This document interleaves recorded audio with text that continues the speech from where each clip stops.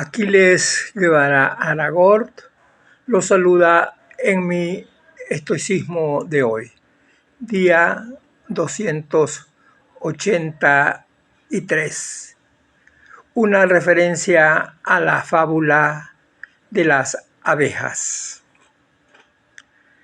Lo que no es bueno para la colmena no es bueno para la abeja. Marco Aurelio. Hemos dicho que el ser humano es un ser social, que vive en sociedad. Ello implica que cada persona se debe a esa sociedad, depende de ella, y esa persona a su vez contribuye al desarrollo de esa sociedad. Todo lo que es bueno para la sociedad es bueno para el individuo. Así también lo que no es bueno para la sociedad no es bueno para el individuo.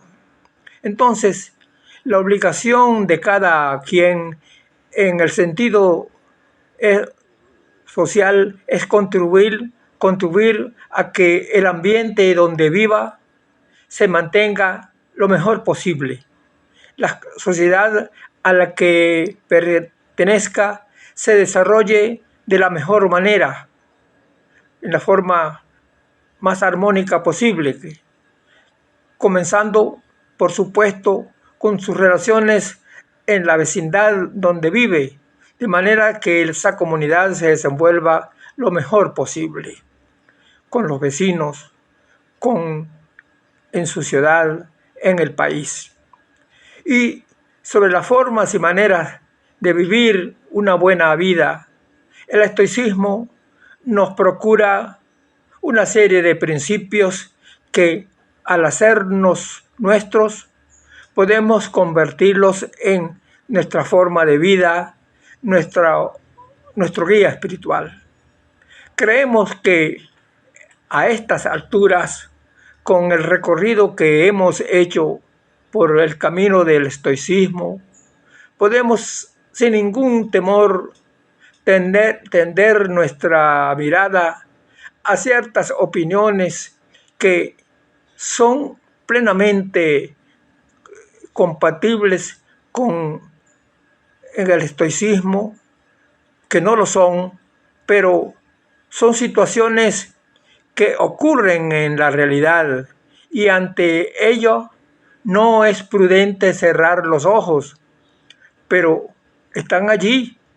Hay que estar alerta en el sentido que en sus críticas que posiblemente nosotros suscribimos, las alternativas que se sugieran para solucionar sean las que precisamente nosotros compartimos, bien a título de personal o bien porque son opuestas a la concepción del estoicismo. A ello se refiere precisamente la fábula de las abejas. Hay cosas que compartimos, hay cosas que no compartimos. Hay allí la contradicción. En la fábula de las abejas, que es una crítica social al mundo de la época en que vivió este filósofo, escrita por el inglés Bernard de Mandeville. Bernard de Mandeville, filósofo o médico inglés nacido en 1670, escribió una crítica sobre el egoísmo, la fábula de ese nombre, sobre los vicios, los beneficios públicos, los lujos, los consumos innecesarios, el orgullo y el exhibicionismo de la moda, la codicia, la envidia, la avaricia y muchas cosas más. El autor considera que el propio interés en diversas cosas, todo ello contribuye a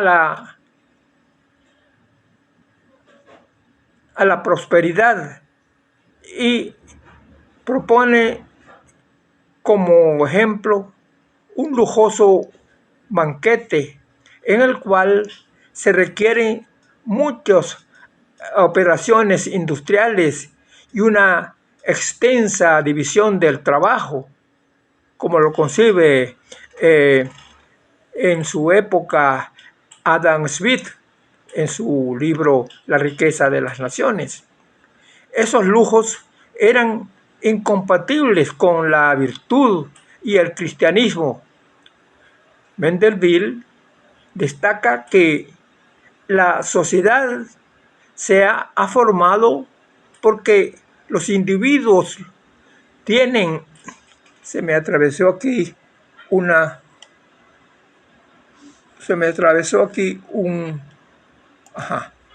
tienen intereses personales y generan bienes públicos cuando persiguen sus propios intereses privados. Para Mandeville hay una ley natural que rige para el ser humano, y es que el ser humano se mueve por sus propios intereses, lo que comparte el filósofo y economista Adam Smith. La virtud es otro ingrediente para una sociedad próspera. Hay personas viciosas, disfrazadas de virtuosas. Hace referencia al panal de abejas. Unas son viciosas que cometen delitos por necesidad. Esas son las llevadas a los vicios, pero estas cultivan los alimentos, son los que trabajan, que consumen todas las demás, las que tienen plata, aunque son los viciosos ricos y ostentosas, las que hacen prosperar a la sociedad. Son esas abejas ricas las que hacen prosperar a la sociedad. Entonces, Mandeville, en su trabajo, concibe un gran panal en que vivían las abejas en gran lujo y las comodidades, con las leyes, vivían muy bien, gobernadas por un rey, sujetas a las leyes, vivían satisfaciendo su codicia y vanidades. Había propietarios y quienes trabajaban duro, las abejas proletarias, y las que se aprovechaban de los trabajos de otros. Habían, por supuesto, los abogados que buscaban las riquezas, no que se cumplieran las leyes. Habían los médicos que cuidaban sus propios intereses y su riqueza, no la salud de los enfermos. La justicia se había corrompido por el dinero, la envidia, la vanidad estaba servida por la industria que se beneficiaba. Esta situación va a cambiar.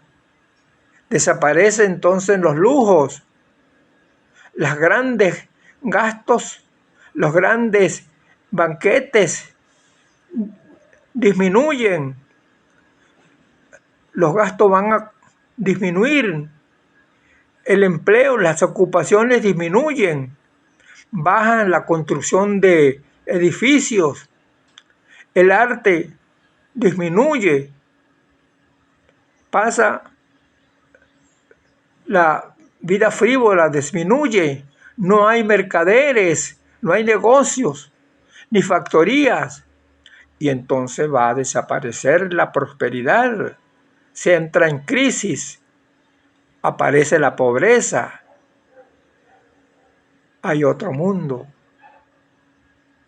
porque los grandes ricos desaparecieron, según Mendeville, los que generaban la riqueza, los que generaban la prosperidad.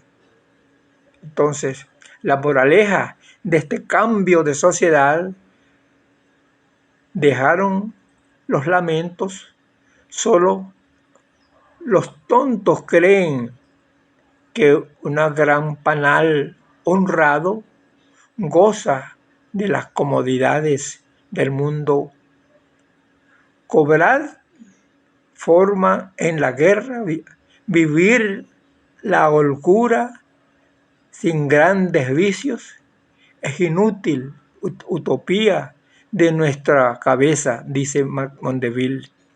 Es necesario que exista el fraude, el lujo y el orgullo, mientras recibamos sus frutos, porque, dice Mendeville, el hambre es una plaga terrible, sí, pero ¿quién digiere y prospera así?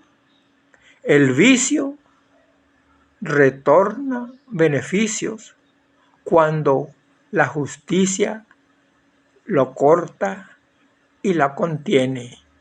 Si un pueblo quiere ser grande, el hambre lo necesita el Estado para hacerlos comer.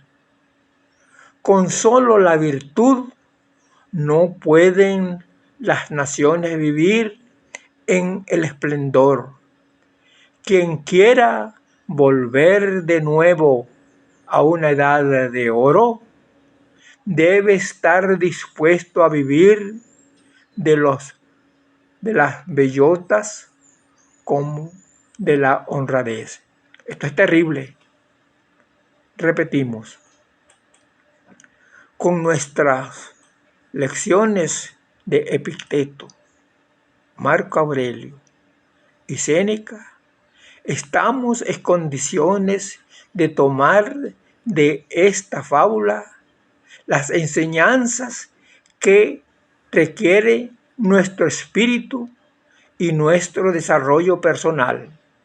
Y estamos también en condiciones de desechar aquello que nos conviene porque son contrarias a la construcción de nuestro buen vivir, a nuestra buena vida. Estoy persuadido que ustedes, queridos hermanos, tomarán de esta fábula de Mendeville aquello que sea sano para vuestro espíritu, para vuestro desarrollo personal, y desecharán lo que no conviene a vuestro espíritu, a vuestro desarrollo. Es mi palabra, queridos hermanos, queridos amigos. Muchas gracias. Será hasta mañana.